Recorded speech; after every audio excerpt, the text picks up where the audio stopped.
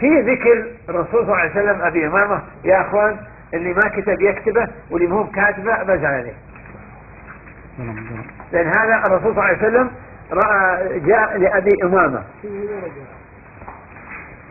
يا مشاهدين مشاهدات الله يخليكم اكتبوا، لأنه مهم جدا، من أعظم الأذكار.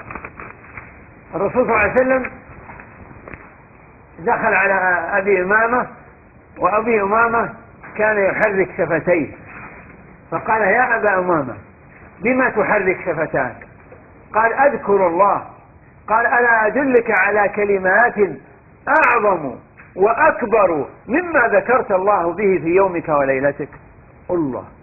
قال له يا رسول الله بلى يا رسول الله.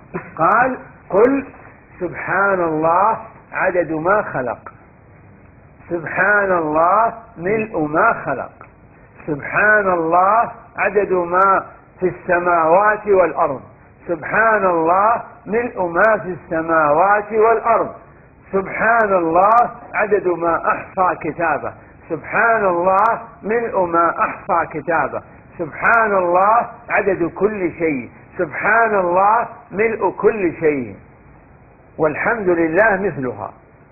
وفي رواية للطبري وهي حسنة لغيرها عند الألباني الله أكبر مثلها، لكن سبحان الله والحمد لله صحيحة. إضافة الله أكبر هي عند الطبري أنها حسنة لغيرها.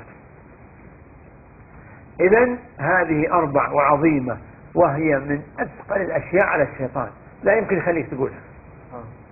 يقول بعدين اطلع وقلها، فلذا يا هليل متى تقولها؟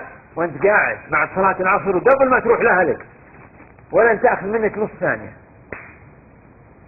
وإذا عرفتها وحفظتها حطها في ورقة قدامك، طلعها أو في الجوال طلعها واقرأها.